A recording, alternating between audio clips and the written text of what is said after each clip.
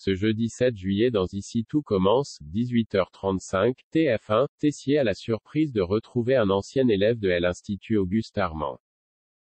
Théo de son côté va devoir faire un choix qui s'annonce particulièrement difficile.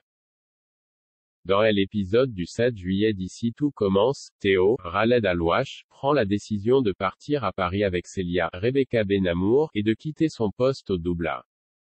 Mais la jeune femme est pressée et arrive presque à le convaincre de partir en catimini sans prévenir personne le soir même.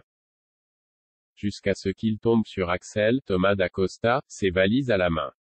Son cousin souligne que partir sans dire au revoir à sa famille et en laissant son poste au Doubla sans remplacement n'est pas très propre et après réflexion, Théo décide donc de l'écouter. Il annonce à Célia qu'il ne partira pas avec elle le soir venu et qu'il doit en parler à sa famille. Comme on pouvait s'y attendre, le couple commence à se prendre la tête car Célia redoute que Tessier, Benjamin Baroche, arrive à convaincre Théo de changer Davis.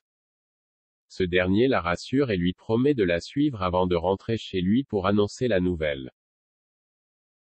C'est un couple reformé entre Constance, Sabine Perrault, et Tessier qu'il retrouve, avec une Charlène, Paula Petrenko, particulièrement enjouée et une bouteille de champagne prête à être bue.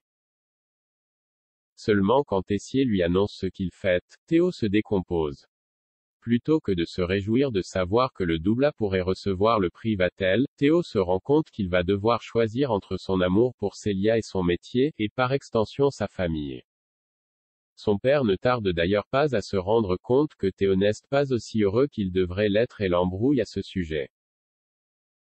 Avant que Théo n'ait le temps de s'expliquer, Tessier explique qu'il pourrait mettre quelqu'un d'autre à sa place, comme par exemple Louis Guinaud, Fabien Wolfrom.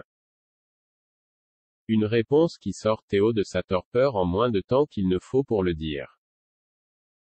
La suite s'annonce compliquée pour le couple Théo, Célia, mais au moins un couple se porte bien dans la famille Tessier, celui de Constance et Emmanuel. Les époux ont réussi à se retrouver et sont plus taquins que jamais. Leur petit secret est cependant percé à jour par Charlène qui les surprend en train de s'embrasser et qui se voit donc forcée d'avouer qu'elle a confronté Rose, Vanessa Demouy, par rapport à une liaison avec son père.